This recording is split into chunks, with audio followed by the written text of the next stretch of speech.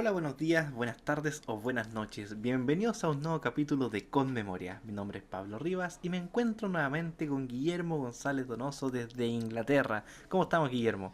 Acá con un calor terrible, ¿no? Con un look de Pancho Rego, como habíamos dicho, y como en Sin Filtro.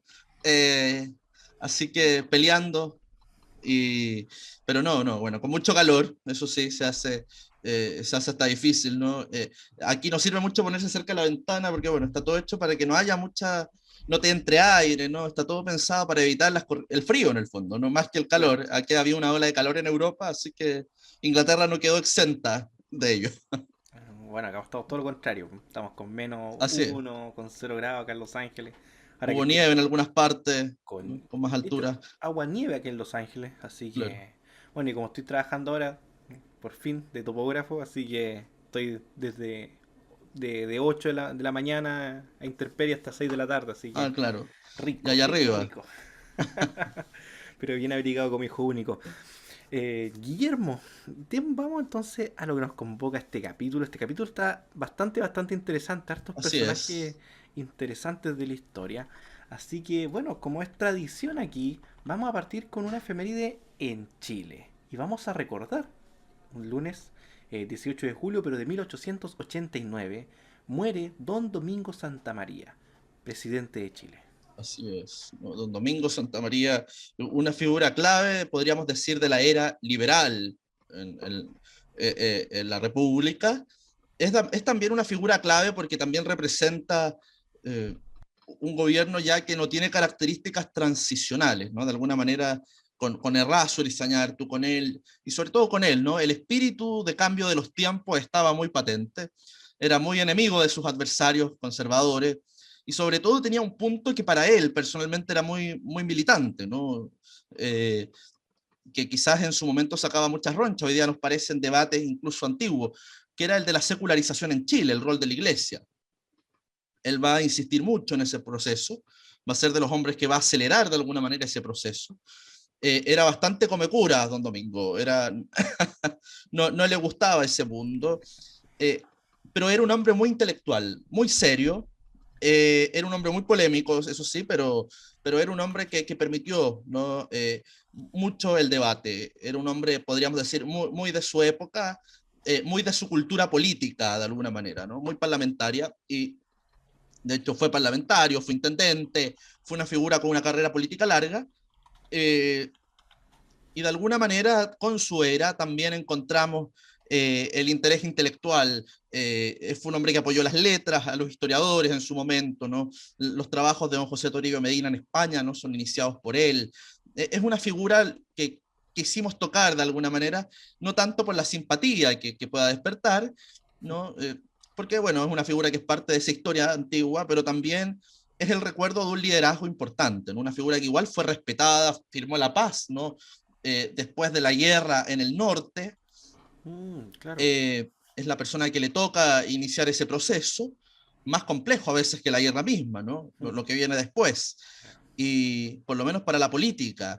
Y también fue una figura que representó un gran liderazgo, ¿no? Como te decía, una figura intelectual muy seria, muy leída, ¿no? Muy ilustrada.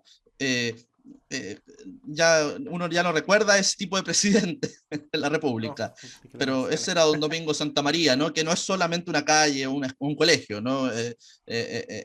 Hay que también recordar estas figuras que fueron muy importantes, ¿no? Muy preocupados de la instrucción pública.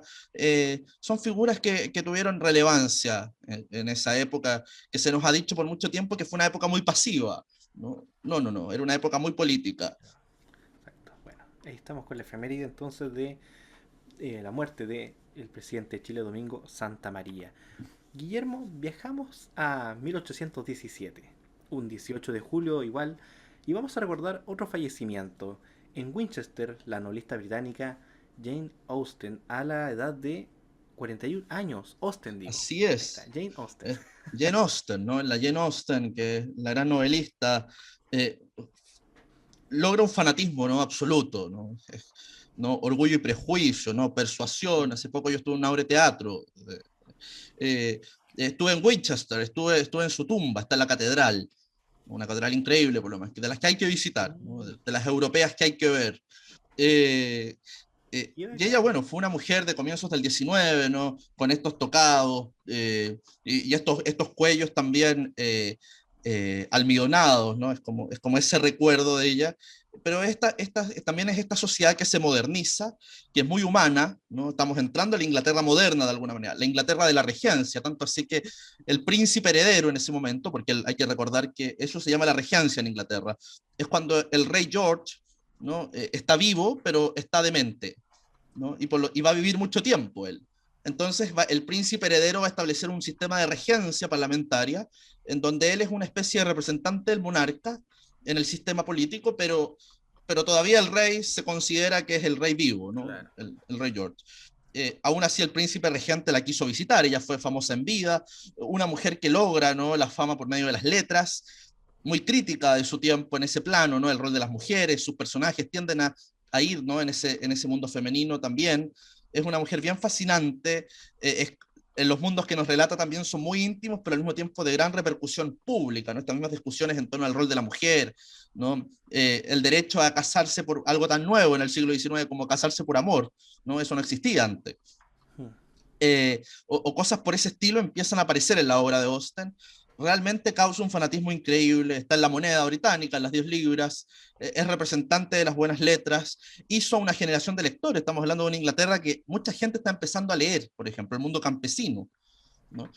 Posiblemente en la Europa templada, ¿no?, la Europa continental, eh, la lectura en el campo va a durar todo el siglo XIX. En Inglaterra fue muy temprana, ¿no? Ya en la década de 1830 hay un gran avance en la escolaridad, ¿no? Esto tiene que ver también con una forma de vida, ¿no?, que los ingleses han adoptado, el parlamentarismo, que también influye en la vida industrial que ha nacido, pero también en el campo hay un gran desarrollo. Austen va a dar cuenta también de esas contradicciones en su obra. Eh, es realmente, ¿no?, una escritora, podríamos decir, de bestseller, ¿no? Fue la J.K. Rowling sin funa, obviamente, de su época. Eh, Así que, no, es increíble. Yo hace poco estuve en Bath, como su nombre lo dice, ¿no? Baños, es la ciudad termal, era la ciudad turística de la clase alta británica desde el siglo XVIII. Y, y la casa de su familia, ¿no?, donde ella además recrea muchos de sus personajes que se van a Bath, uno se tiene que imaginar a estas mujeres con vestido que se van a Bath a tomar té, en una ciudad totalmente Georgian, así, todo muy lindo, con carruajes, pero que discuten sobre filosofía y el mundo. Eh, es increíble la cantidad de personas que viajan peregrinando a ver los sitios de Jane Austen, es una cosa que causa, pero furor. Así que, no, es realmente un personaje que bueno, hay que conocer, hay que leer, hay que revisitar. Ha iniciado la lectura a muchas personas, ¿no? En algún tiempo muchas mujeres jóvenes se iniciaban con ella también. Ver a una mujer tan independiente, tan autónoma, que escribía así, bueno, es un gran modelo, Sí que lo mencionas. Bueno, de hecho, muchas mujeres que yo conozco han partido leyendo o tienen entre sus favoritos Orgullo y Prejuicio. por Ahora que lo ejemplo, ¿no? mencionas. Así que sí, ¿No? Hay, de todas las generaciones ha logrado crear hay muchas historias. representaciones de cine, de teatro, ¿no? Es como también de esas como estructuras narrativas universales, ¿no? De alguna manera. Eh, el amor visto desde una mujer también, eso es muy novedoso también. Claro, así es, Guillermo. Bueno, vamos a pasar aquí a otro tema, Guillermo. Vamos a recordar un 19 de julio, pero de 1692. Y vamos a recordar de que 20 personas fueron condenadas por brujería en Salem, Massachusetts. Es Wow. de los casos, a ver, más increíbles, ¿no? Sobre todo en un largo siglo XVII de población, de movimiento migratorio hacia Norteamérica, y de alguna manera en una ciudad como Salem, en el estado de Massachusetts, profundamente no conformado por lo que era la población que había llegado a la bahía de Plymouth, ¿no? En el Mayflower, ¿no? Los puritanos, estos hombres de cuellos almidonados con trajes negros, ¿Ven ¿no?, que calvinista, vestían, cierto? sí, son de tradición calvinista, ¿no? Muchos son heréticos dentro de ese sistema. Mm. Los primeros puritanos escapan porque no son aceptados por la iglesia británica, ¿no? Eh, hay un momento, pero de alguna manera son una línea más radical del protestantismo. Eso quizás explicaría lo industriosos que fueron rápidamente, ¿no? Meterse en los bosques de Nueva Inglaterra a levantar cabañas, ¿no?, y fuertes y plazas y todo lo que había que hacer es realmente increíble, armar granjas. Lo que sucede en la comunidad de Massachusetts es que llega a un nivel de desarrollo importante, ¿no? Y el calvinismo, dentro de las creaciones modernas de la Reforma, es posiblemente uno de los mayores experimentos de control social que se ha inventado, ¿no? El calvinismo en su horizontalidad, ¿no? En su forma no jerárquica, y sobre todo por la tradición de Calvino, que él comienza a darse cuenta que el poder real de las iglesias, de las parroquias católicas, en Francia, donde él se crió, ¿no? Viene más bien del parlamento catedralicio, viene de la comunidad, ¿no? Viene de una institución muy antigua, medieval, ¿no? Que eran estas estructuras en torno a la parroquia, que eran civiles, que participan de la vida eclesiástica. Claro. Él con esto va a fomentar la magistratura, ¿no? Y tanto así que se va a crear una ciudad completa, Ginebra, la Ginebra de Calvino en Suiza, ¿no? Que es una ciudad completamente administrada por un sistema civil religioso, ¿no? Él decía, son los magistrados, ¿no? Son los hombres de ley, son los hombres dedicados, ¿no? A ejercer el derecho, el poder, al mismo tiempo los que deben velar por los buenos usos religiosos. Por lo tanto, es también la comunidad civil la que debe proteger a la comunidad. Hay una idea como de autotutela. Claro. Esa idea que suena muy bien y muy libertaria va a terminar siendo una especie como de dictadura de la comunidad, ¿no? Sobre los individuos. En ese contexto, ¿no? Tan amarrado, ¿no? Y esto va a durar tanto tiempo que en el siglo XIX, Nathaniel Hawthorne, por ejemplo, uno de los grandes escritores del siglo XIX norteamericano, se va a criar, por ejemplo, en una familia metodista, con un régimen también de oración muy estricto del norte de la costa este de Estados Unidos, en donde, por ejemplo, ellos tenían que comer en silencio, ¿no? Tenían que orar encerrados en una pieza, era un sistema así totalmente metódico, ¿no? Muy, muy estricto. Bueno, en ese contexto es que, y con medio posiblemente de lo que son unas ciertas posesiones y delirios, eh, incluso hay varias teorías, ¿no? Posiblemente fue unas niñas jugando en el bosque que, para no ser reprendidas, acusaron de brujería o hicieron un caso de brujería. También está el caso, se explica que hubo un proceso de psicosis colectiva con esto, de que la comunidad, frente a alguna enfermedad, alguna desgracia, podía empezar a ver en esto brujería. Es que no solamente es la sociedad la que se ve involucrada, sino también las estructuras de poder, ¿no? Las mismas magistraturas. Y por lo tanto se va a iniciar una locura de acusaciones en Salem que va a marcar profundamente a la sociedad norteamericana, incluso a la colonia de Massachusetts. Es decir, va a marcar incluso hasta el punto que se van a prohibir estos juicios. O sea, no vamos a tener un caso tan mediático como el de Salem, porque realmente esta acusación colectiva va a terminar que se empiecen a colgar mujeres, ¿no? Una tras otra, ¿no? Y en una especie de locura social. Hay una novela muy buena, ¿no? Que es La letra escarlata si no me equivoco, fue concebida por John Miller, ¿no? Por el escritor y dramaturgo de los años 50, ¿no? En Estados Unidos.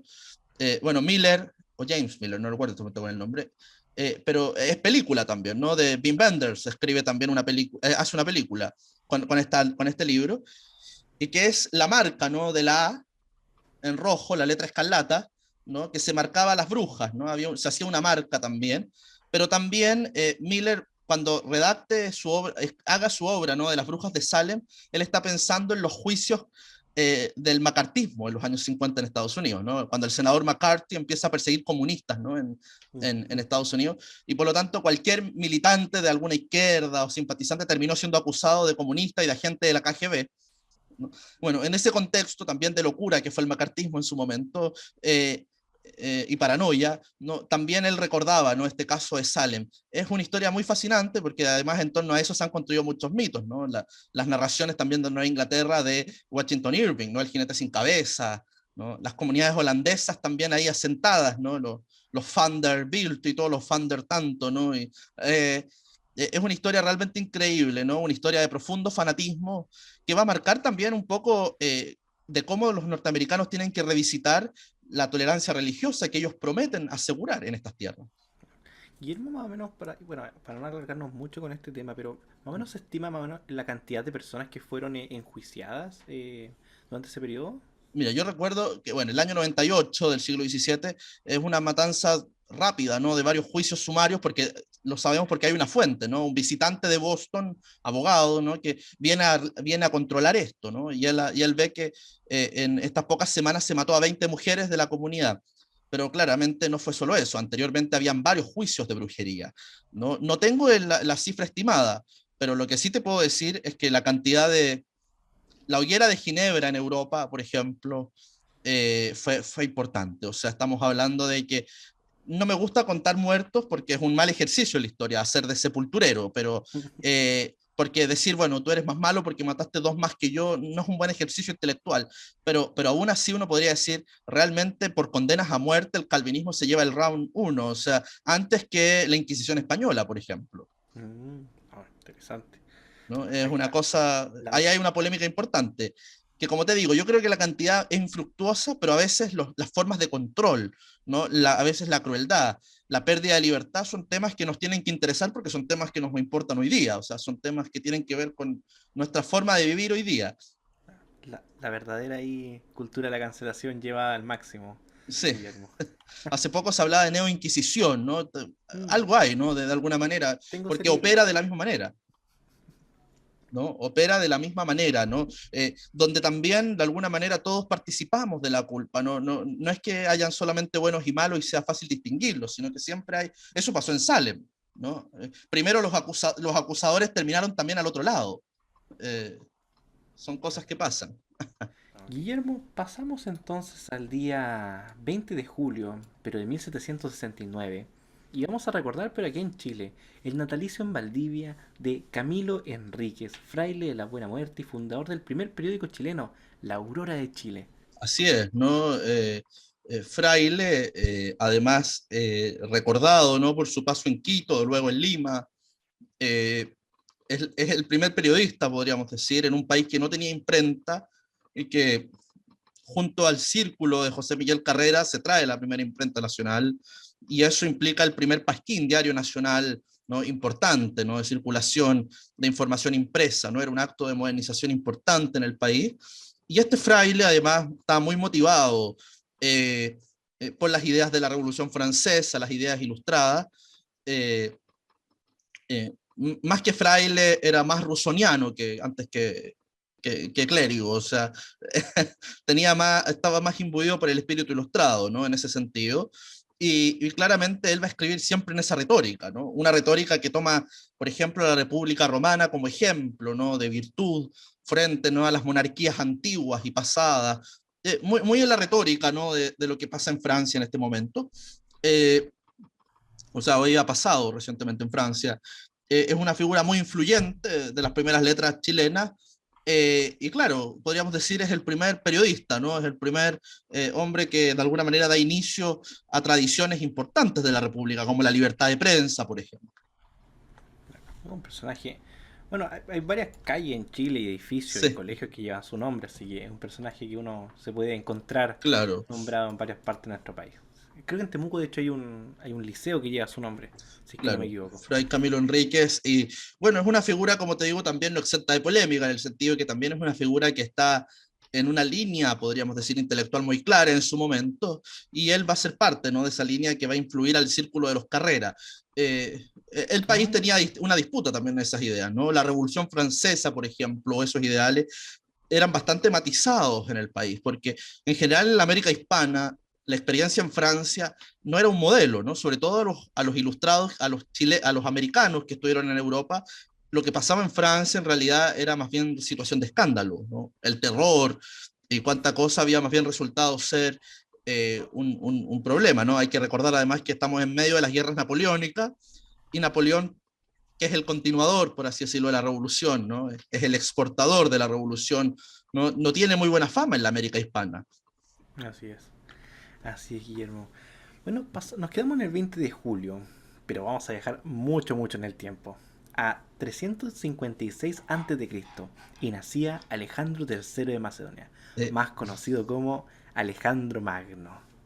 una figura increíble, ¿no? O sea, el gran conquistador, ¿no? El primer conquistador, ¿no? Europeo, o sea, el primer conquistador de nuestra tradición, podríamos decir, del Oriente, es el hombre que finalmente hace someter bajo el yugo griego, ¿no? Era macedonio, efectivamente, hijo del rey Filipo, eh, el hombre que de alguna manera ha revolucionado también la técnica de la guerra, ¿no? Las famosas falanges macedonias, eh, como muy bien se ha visto en algunas películas, ¿no? Con estas lanzas largas frente a los persas.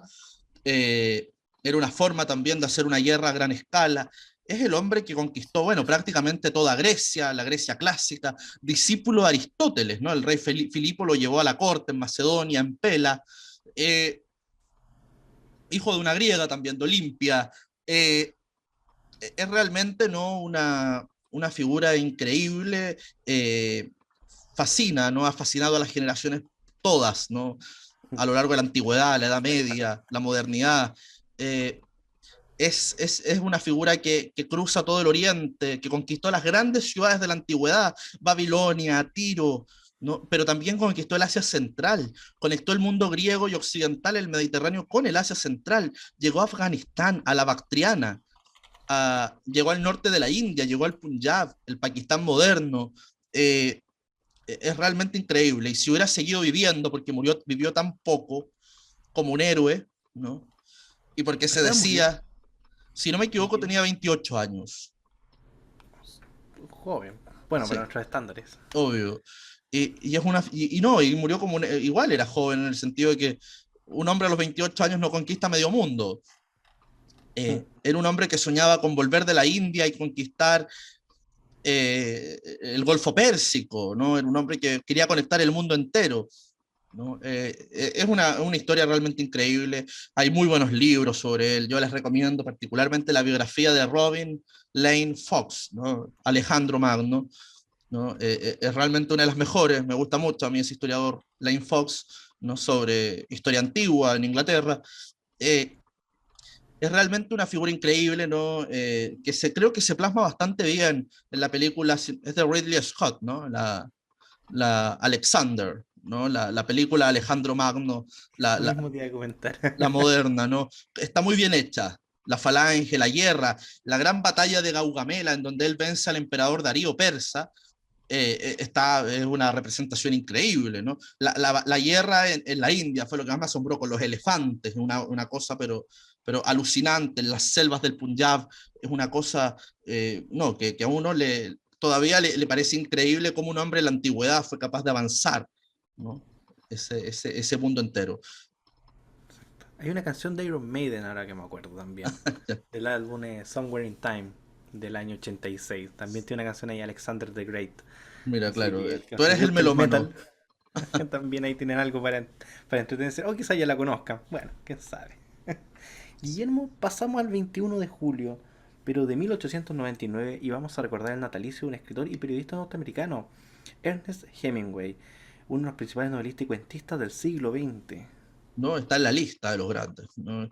Es de los grandes de Norteamérica, además, ¿no?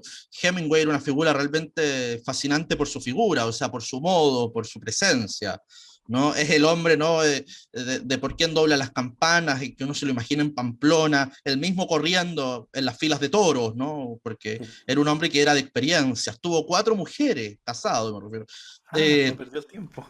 no, bueno, y entre medio de cada una de las 4 tuvo otras muchas más. Entonces, y era la imagen que él quería proyectar. Llega al París de los años 20 con Scott Fitzgerald, llega al París de los años 20 con Picasso, o sea, se dedicó a beber, ¿no? A tomar absenta, a Ah, conversar en los bares.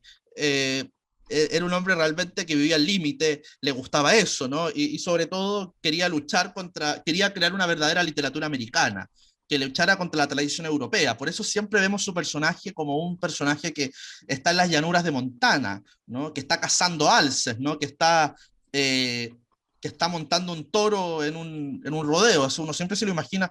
Eh, Me acuerdo que Piglia decía muy bien, decía, Hemingway es el tipo de escritor que uno nunca se lo imagina escribiendo, ¿no? Como que, porque él siempre está cazando un pez espada en medio del Atlántico Norte, era una figura de ese estilo, ¿no?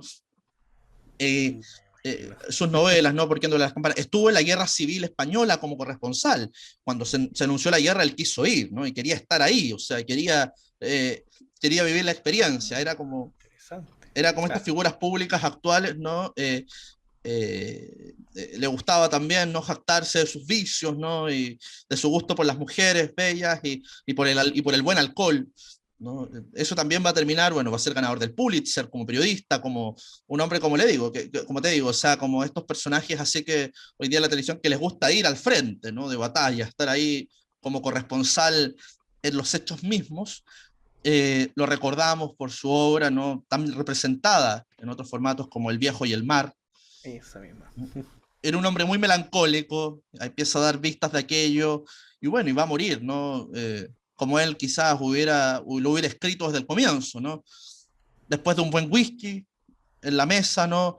Y bueno, y se va a suicidar, ¿no? De alguna manera, también el suicidio es parte un poco de su historia, en el sentido de que algún escritor ha dicho, ¿no? ¿De qué otra manera hubiera muerto Hemingway? Como que se esperaba o se mataba o moría en un accidente en su arriesgada vida, que también era Claro. suicida, ¿no?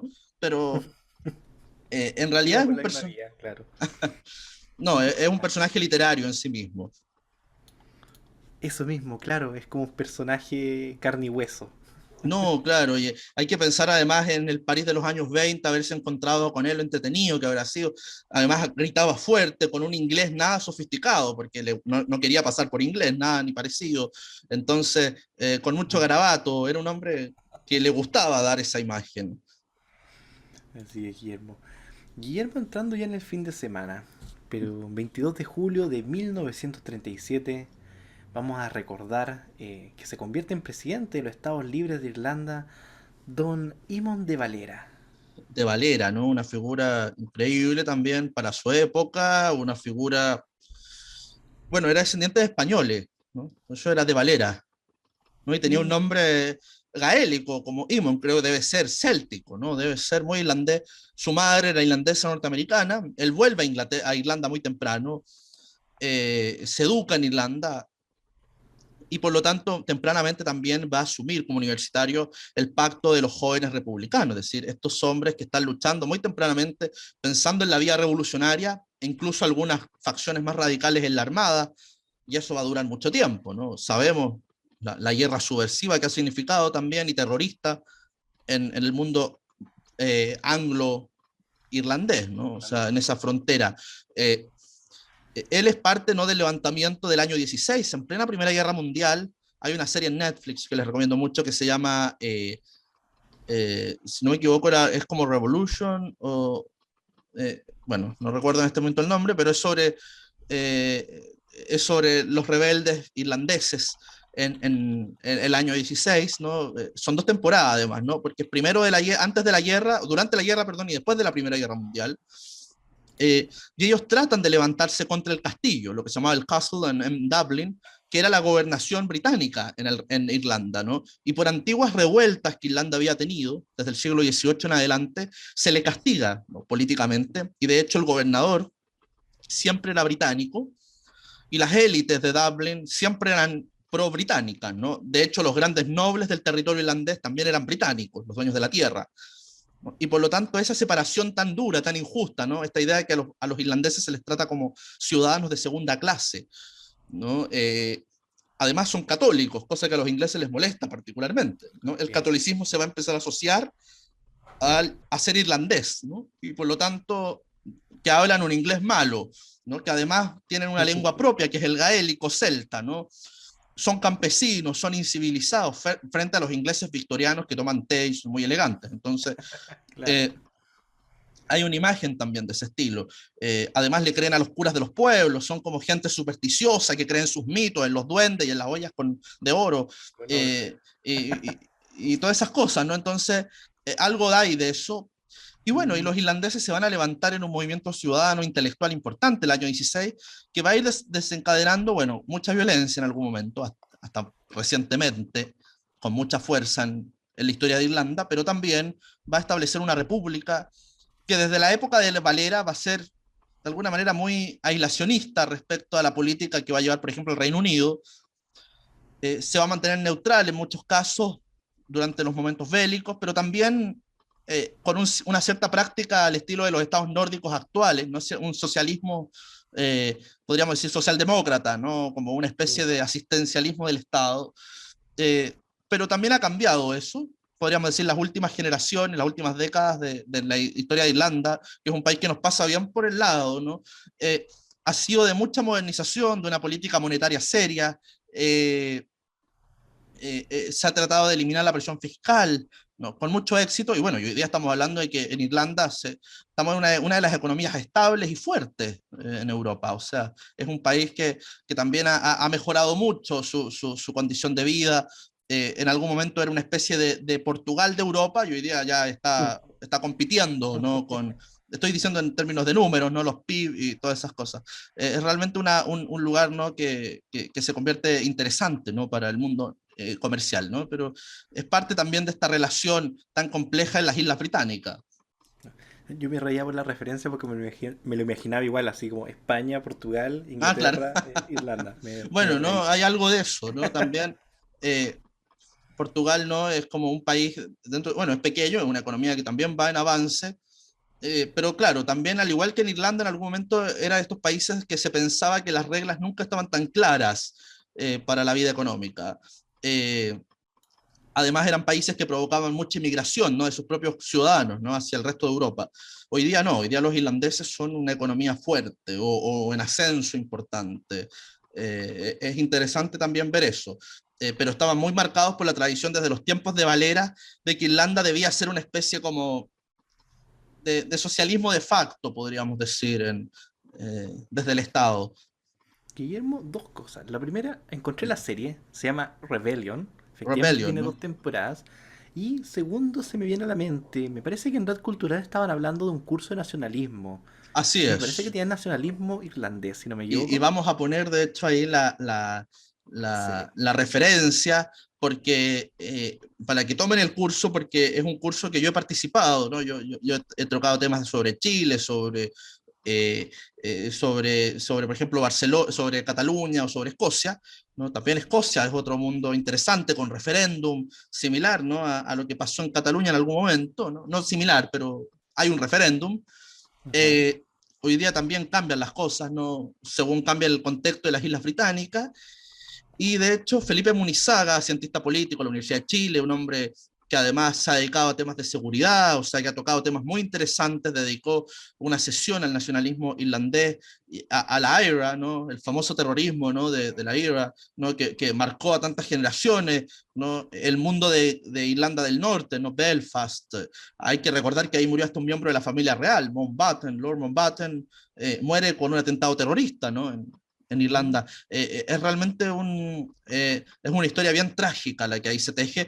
Hay mucha película, ¿no? Hay mucha representación también de ese mundo trágico, ¿no? Que es la violencia crónica que se dio en algún momento en esa zona. Entiendo. Guillermo, entrando el día sábado, como bueno, vamos a partir aquí en Chile. Un día 23 de julio, pero de 1834, arribaba al puerto de Valparaíso en el velero Beagle el naturalista científico inglés Charles Darwin, que recorrió todo Chile, especialmente Chiloé, me encanta tanto O sea, Chiloé, y él fue hacia allá, la zona eh, norte, la zona central del país, digo. imagínate, ¿no? ¿Qué Un hombre que personaje? ¿Qué posiblemente personaje? miró con ojos de aprecio, ¿no? Nuestro territorio antes que los propios chilenos, una época que la gente no viajaba tanto con ese espíritu estético, ¿no? Eh, Realmente es un hombre, bueno, que viene en esta expedición del Beagle, que viene cabotando costas porque viene haciendo reconocimiento, ¿no? ¿Cómo se llama? Para cartográfico, ¿no? En la expedición del capitán Fitzroy, ¿no? También él es un gran estudioso, ¿no? Y su expedición científica también es muy relevante para la historia del país, el reconocimiento de los fiordos del sur, ¿no? Los distintos pasos, ¿no? Las complicaciones incluso, ¿no? De Fitzroy en el paso del estrecho. Eh, y luego, ¿no? La presencia de este joven estudiante de Cambridge, ¿no? Que era Darwin. Eh, es una figura que va a recorrer bastante, que se va a fascinar cuando le toque en Concepción un terremoto Sí. en tierra. Imagínate lo que es un inglés que puede haber un terremoto. Nosotros sentimos temblores, acá no sienten nada, ¿no? Entonces, yo todavía ordeno las cosas pensando en que se me van a caer, ¿no? Y después digo, no, da lo mismo, no, nada se va a mover. Eh, y los ingleses duermen con un adorno en la cama, arriba de la cabeza, ¿no? Entonces, pesados, ¿cachai? Yo digo, y cuando lo veo al tiro pienso, y después digo, no, acá no va a temblar y no se me va a caer. Bueno, Darwin escribe unas cartas fascinantes, ¿no? Hay muchos journals, así como trabajos de su diario, Ujú. traducidos al castellano, que ustedes pueden encontrar, unos resúmenes a veces de todo su paso por Chile, que están en editorial universitaria, por ejemplo, que todavía se encuentran. Y él ahí cuando escribe sobre del terremoto en Concepción, manda cartas a su casa, pero diciendo, me ha pasado lo mejor de la vida, ¿no? Y sentía realmente que no tenía ningún control sobre mi vida, o sea, porque era la naturaleza actuando, ¿no? Es un hombre que está mirando todo con ojos de ese científico que todo le parece, que todo le genera curiosidad. Eh, Darwin además es un gran escritor, ¿no? Es un hombre que su diario es una descripción muy bella, ¿no? Del país. Es un hombre que también es muy crítico con los chilenos, ¿no? Le asombra mucho lo retrasada que es esta ciudad. Hace unos anuncios, por ejemplo, Santiago, ¿no? La gente dice lo bárbara que es, le va a tocar estar en algún campo, por ejemplo, ¿no? Y él decía que los chilenos políticos en ese momento, gente importante y prominente, le pregunta, ¿cómo puede ser, le decían, que en ese tiempo el rey de Inglaterra, ¿no? George, esté pagando a un señor por venir a mirar piedras al fin del mundo, dice que le dijeron en su diario. Entonces él decía, imagínense lo bárbara que es esta gente, que no entiende que mi labor de geólogo es fundamental, o sea, eh, y bueno, el país siempre ha tenido ese drama, ¿no? El tema de las ciencias y la cultura. Eh, pero también es un hombre que piensa en el desarrollo de América. Me acuerdo en su journal, una de las cosas que no le gustan para nada son los guasos, ¿no? Los encuentra ladinos, mentirosos, porque él siempre tenía que ayudarse con esta gente de los campos para que lo llevaran, ¿no? A subir, a ver lugares y todo. En cambio, por ejemplo, los gauchos argentinos les pareció fantástico porque los encontraba libres, ¿no? Decía, en cambio, los guasos, uno ve que van a volver a su casa y posiblemente te han cobrado de más, ¿no? Se ríen de uno porque uno es extranjero, como que quedó muy molesto, ¿no? También dice, hace una analogía muy simpática. Él había pasado por Australia, ¿no? Cuando está en Australia y recuerda las costas de Chile, cuando hace el paso por Australia, dice, y él mira lo que son los puertos, ¿no? De Queensland, de Sydney, y dice, esta gente que llegó acá a la nada, dice, en 20, 30 años va a construir una civilización, decía. Y pensar que en el mismo Pacífico, dice una cosa así, en el mismo cordón, ¿no? Frente a las costas, ¿no? Hay lugares como Sudamérica donde esa gente tiene 300 años y en 300 más no va a lograr nada, ¿no? Da unos juicios así, bueno, muy victorianos, ¿no? Muy de esa Típico. época. Pero, pero a veces uno dice, claro, ¿no? Hoy día, esto me recuerda esa frase porque hace poco en Chile se hablaba de que poco menos íbamos a hacer Nueva Zelanda. Parece que todavía no lo son allá. Ahí me contarás, Pablo. Ah, Eh, sí, sí, se menciona harto acá ese tema. Ya somos Dinamarca, ya somos claro, Finlandia. y Darwin en eso es más escéptico. Yo los llamo a leerlo porque no solo el origen de la especie y sus textos científicos, sino Claro. tiene textos de diarios, una cosa que él escribe sobre sus viajes, es leer un viajero. También los invito a leer a Humboldt, que es como el padre, ¿no? de toda esta generación que estuvo en América, no en Chile. A él le gustaba el trópico, entonces, pero también, ¿no? Sus obras son más literarias a veces que científicas, en cuanto que la naturaleza ocupa un lugar también filosófico en las reflexiones de estos hombres. Hay muchos estudios sobre Darwin en Chile. Yo les recomiendo mucho los trabajos de Rafael Sagredo, historiador de la Católica. Él ha escrito mucho y sobre todo se ha preocupado mucho de que la figura de Darwin aparezca, ¿no? En nuestra historia, que construyamos nuestra historia a partir quizás de cómo la República también se modeló en base a esto. Recordemos que la República, al poco tiempo de iniciarse, ¿no? va a contratar a un naturalista que es Claudio Gay. Claro que- claro. ¿No? Y Claudio Gay, francés, va a escribir una obra, la historia física y política de Chile. Y él era naturalista y era botánico, al igual que Humboldt. ¿No? Y realmente es nuestra primera narración de lo que somos, la primera narración moderna de lo que somos. El Estado le está pagando a la ciencia para que nos ayude en el fondo a comprendernos como república. Hay como un ejercicio que realmente es increíble. Para nosotros el conocimiento ha sido fundamental, sobre todo porque somos un país donde la naturaleza, la experiencia geológica es fundamental.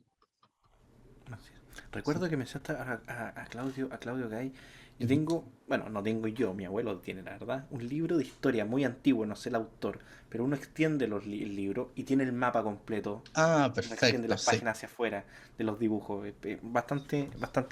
Espectacular, No, bueno, es para que, uno que está o acostumbrado a... sea, yo los invito a ustedes a poner Claudio Gay, ¿no? Como en francés, y vean, ¿no? Porque este señor tiene muchas calles y todo, pero vean sus ilustraciones. Como botánico, él era ilustrador, ¿no? Porque tenía que aprender y trabajaba con ilustradores, ¿no? Y por lo tanto, los pájaros en Chile, los volcanes, los mapas, eh, lugares a veces anecdóticos, la trilla en el campo, cosas como que le llamaba la atención, como culturales, las narra, su camino hacia la frontera, ¿no? Ahora que tú estás en Los Ángeles, él quería ir allá, en ese momento, a Angol, que lo Gol, llevaran. sí. Entró con viajeros, ¿no? Quería ver el volcán Tolhuaca, el Yaima, y subió, ¿no? Tanto que en el Yaima se metió, o sea, quiso ir al cráter, o sea, y ahí dice que hubo una especie de una fumarola, ¿no? Y se asustó, y toda una historia que narra.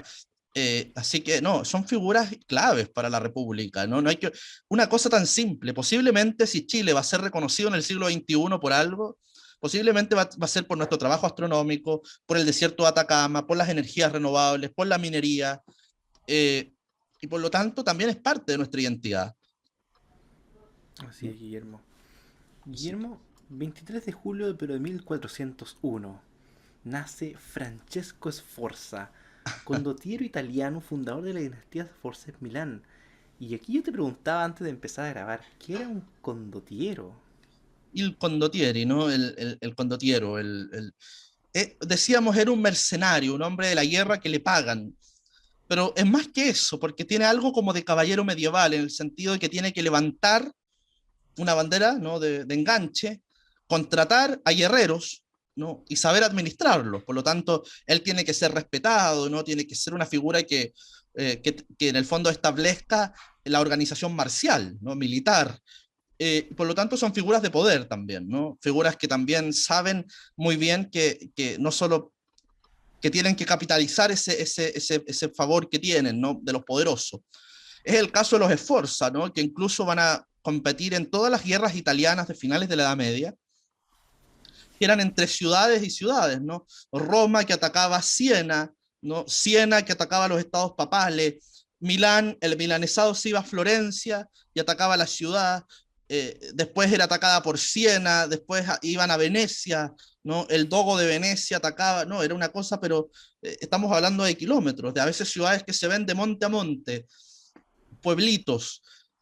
Eh, y el caso de los Sforza, ¿no? Es que logran ser duques del milanesado, nada menos, ¿no? En este tiempo Italia son puros estados pequeñísimos, ¿no? Es un puzzle donde hay repúblicas, principados, ciudades libres, estados organizados, hay virreinatos, como fue en el sur con Nápoles, que mucho tiempo fue virreinato de España en algún momento, de Aragón. Ok, eso Luego, no me lo sabía. sí, ¿no?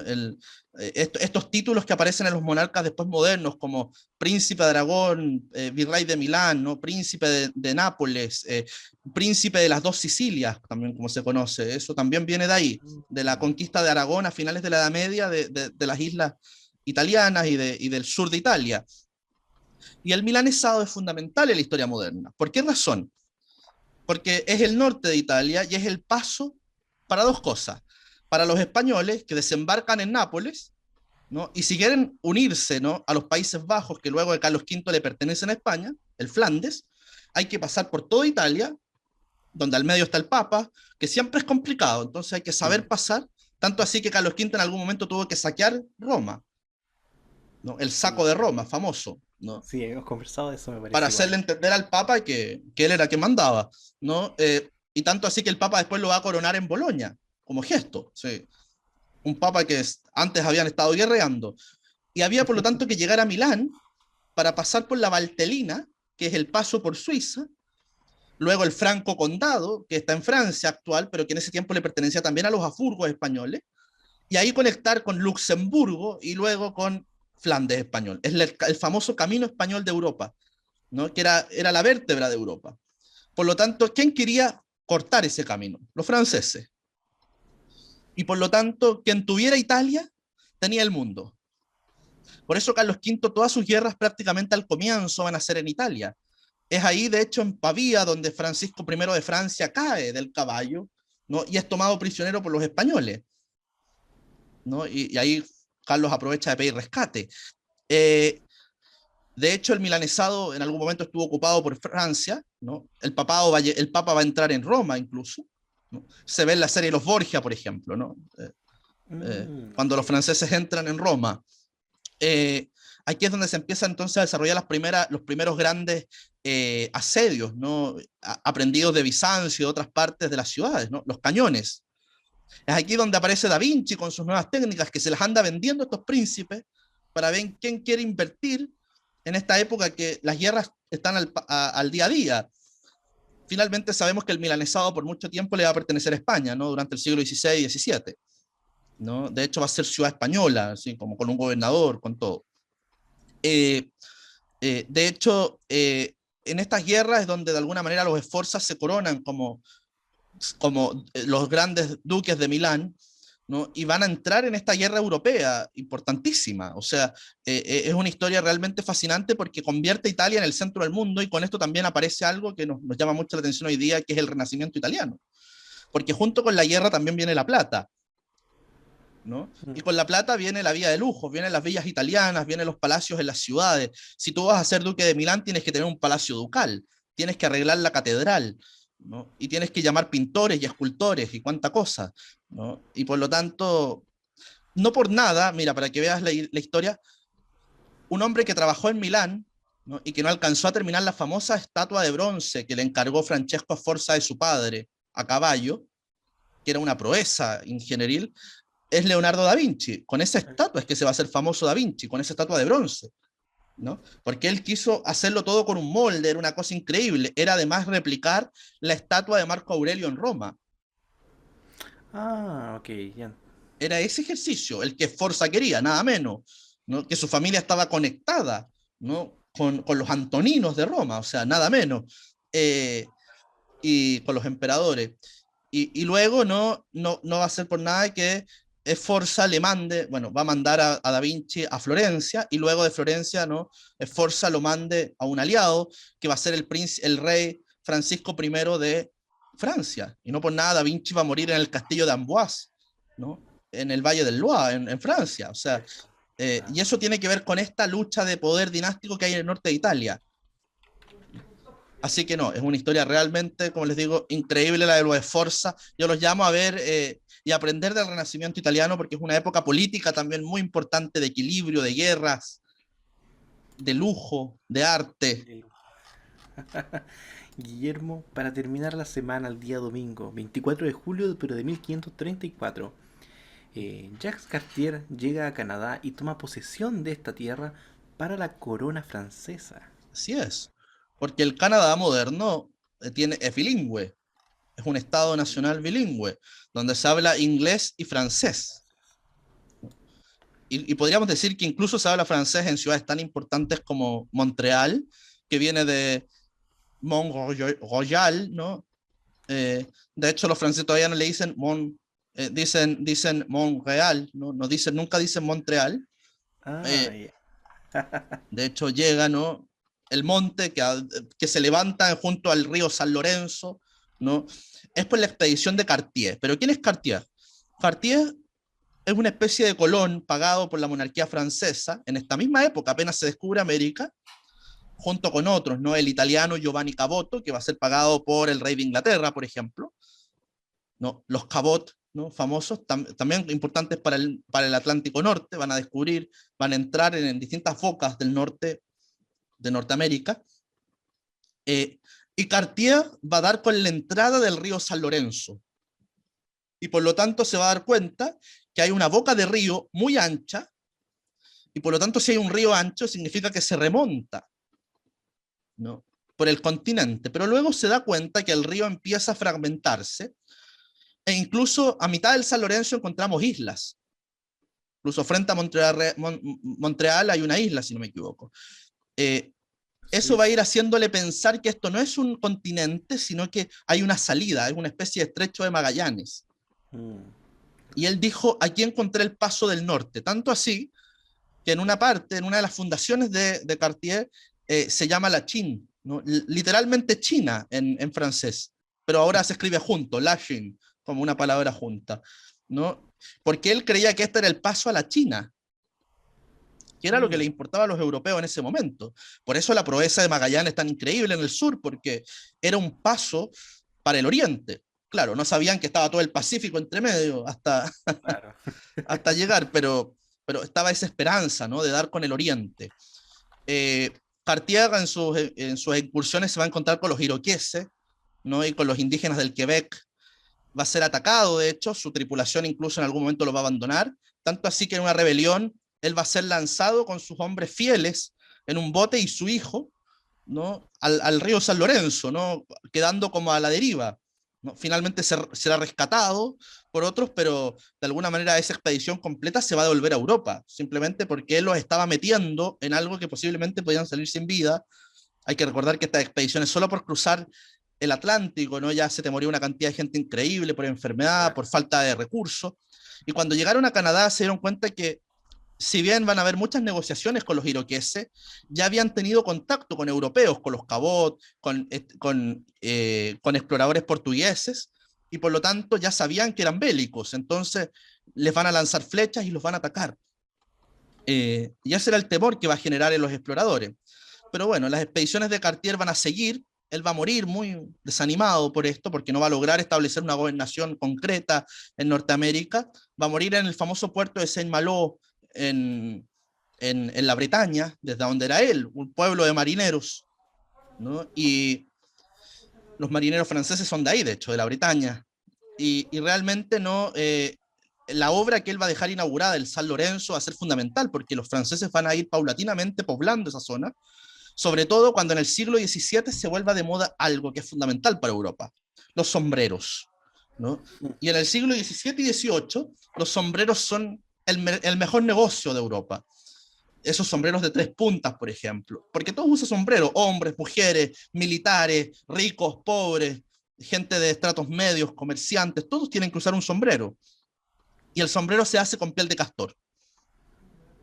Y por lo tanto, no solamente los franceses, sino después los holandeses y luego los ingleses, se van a sentar ahí de manera paulatina, sobre todo a veces haciendo negocios con los indígenas para que ellos casen al interior y vendan las pieles, se les pagaba por ello, ¿no? Y el negocio de piel de castor se va a convertir en un verdadero capitalismo moderno, fundando ciudades como Montreal, en el Quebec, que son fundamentales, ¿no? Y de hecho, la posición francesa es tan duradera que hasta el día de hoy, ¿no? Lugares como el Quebec son realmente francófonos, o sea, es una tierra muy francesa en ese sentido, de mucha tradición lingüística, ¿no? Y cultural desde esa época, del siglo XVIII, XVII, francesa.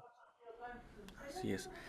Bueno, Guillermo, le damos término a este capítulo, a esta semana. Personajes bastante interesantes, Así déjame es. decirte. Y bueno, como siempre hemos contado con presencia de efemérides chilenas, recordando personajes chilenos o que, bueno, tengan eh, alguna hazaña en nuestro país, como fue el caso de Charles Darwin en esta semana.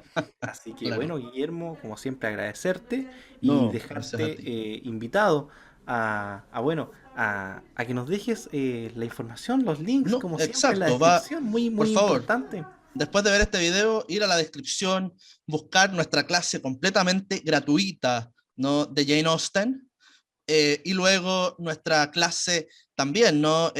Clases abiertas que vamos a dejar sobre el siglo XIX, ¿no? Y sobre la época de entreguerras, ¿no? Que también es fundamental en nuestra historia, y ahí se toca también la historia de la Irlanda, la independencia de la República de Irlanda actual. Así que también invitados vamos a dejar algunos links de cursos pagos, de la red cultural, ahí si alguien quiere buscar más, y bueno, y siempre estar viendo nuestras redes sociales porque siempre estamos subiendo material nuevo, y bueno, y agradecer el canal, a ti, Pablo, Excelente. y esperar una nueva No, semana más, claro. ¿no? De efemérides, de datos históricos. Así es, como siempre. Bueno, en la mañana siempre la gente parte la semana con nosotros, así que bueno, Sí, recordarle, agradecerle por ver este capítulo hasta este punto, y que bueno, desearle un excelente día laboral, un excelente inicio de semana y que sigan conectados obviamente aquí atentos a todo el material que se sube en este canal. Así así que es. bueno, muchísimas gracias a todos y que tengan una excelente semana. Hasta pronto, Que Guillermo, estén que muy estés muy bien. bien. Hasta pronto.